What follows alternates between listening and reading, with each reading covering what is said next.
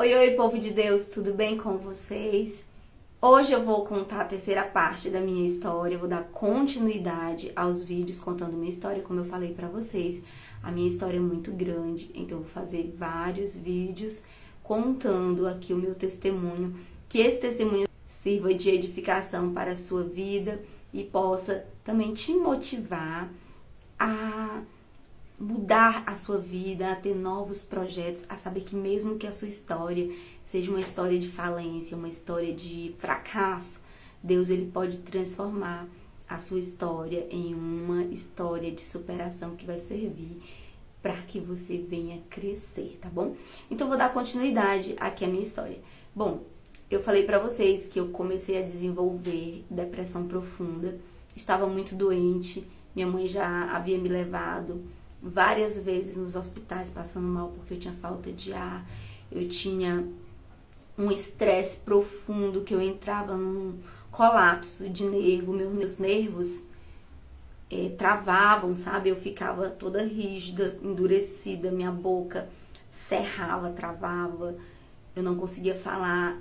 Quando eu via meu pai entrando em casa alcoolizado, bêbado daquele jeito, eu já entrava nessa crise de nervo e ficava passando mal. E no outro dia eu não conseguia ir pra escola, eu não conseguia focar em nada. Eu ficava só pensando e pensando na minha morte, na morte da minha mãe, que igual a qualquer hora a gente ia morrer, que a gente não ia conseguir sobreviver dentro daquele cenário. Eu tinha muita vontade de morrer, eu só não fazia nada contra a minha vida por dois fatores. Primeiramente porque eu temia a minha mãe ficar nessa terra sozinha, sofrendo com o meu pai.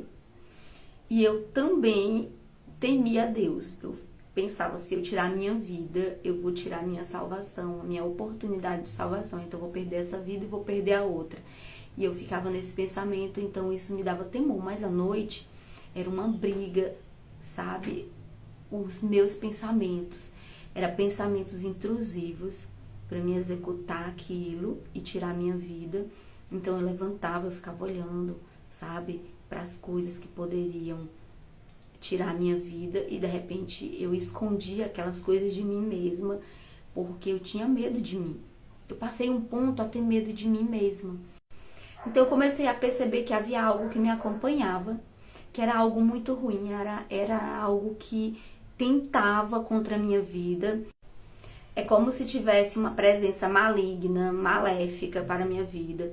E essa presença, ela fosse tão intrusiva que ela conseguia entrar nos meus pensamentos e trazer pensamentos ruins, pensamentos negativos. Eu não conseguia ficar bem, eu ficava muito mal com aquilo. Eu passava dias e dias e dias passando mal, lutando contra pensamentos intrusivos, porque eu não tinha vontade de viver. Para mim o mundo não era colorido.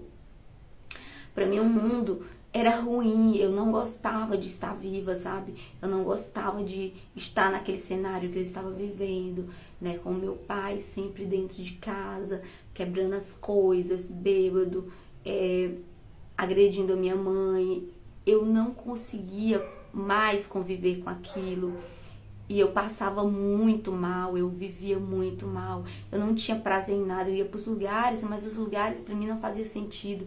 Às vezes eu viajava nos acampamentos espirituais da igreja, mas quando chegava lá, sabe, aquele turbilhão de tristeza profunda me arrasavam, me acabavam.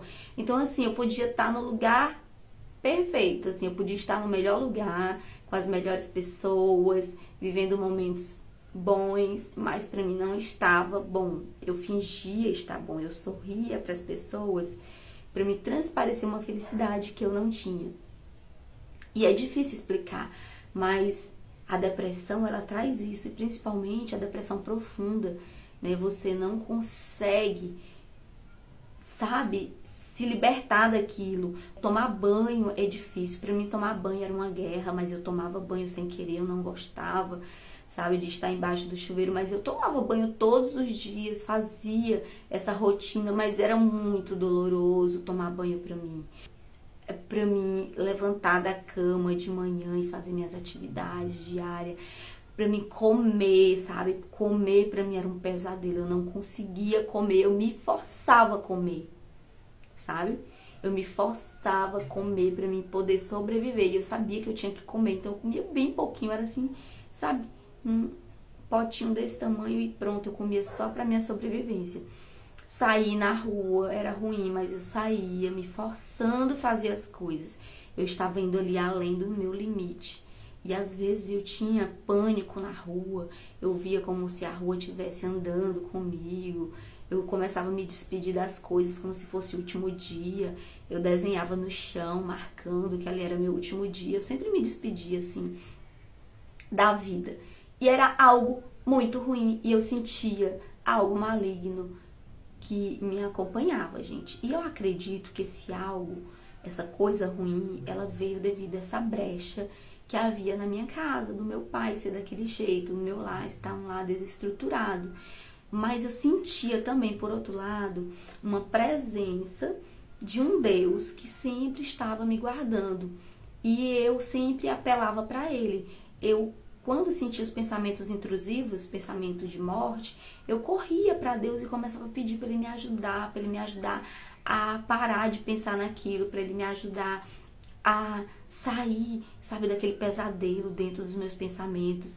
E aí eu sentia uma paz, eu sentia que Deus estava me ajudando.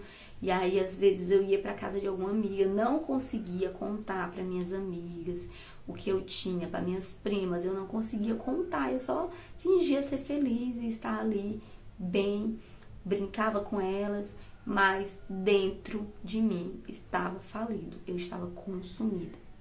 Gente, e isso durou anos e anos e anos e anos e anos, e uma dor emocional. Sabe aquela dor quando você perde a sua mãe, o seu pai, e você sente uma dor profunda? É semelhante à dor que eu sentia. Então você imagina você conviver com essa dor 24 horas, sabe? E ela não sai. Ela fica em você e pronto. Pois eu tinha essa dor. É como se alguém tivesse morrido. Alguém muito querido, alguém muito amado por mim, e eu estivesse sempre com esse sentimento. Então nada fazia sentido para mim. E minha mãe, né, um certo tempo, decidiu me mandar para morar com uma outra família. Era uma família de uma outra cidade. Essa outra família estava querendo uma mudança, né, no caso eu era criança, para morar na casa, né, para ficar e fazer companhia para essa mulher. E minha mãe decidiu me tirar daquele cenário que eu vivia e me mandar para essa outra família, para mim morar com essa outra família, estudar nessa outra cidade e ficar por lá, morar por lá, ficar sendo criada, né, por essa família. E assim eu fui. E eu vou contar para vocês no próximo vídeo o que foi que aconteceu quando eu cheguei nessa outra cidade, que eu fui morar com essa outra família. Era uma realidade totalmente diferente do que eu imaginava. Então, um abraço a todos, fiquem com Deus e até o nosso próximo vídeo.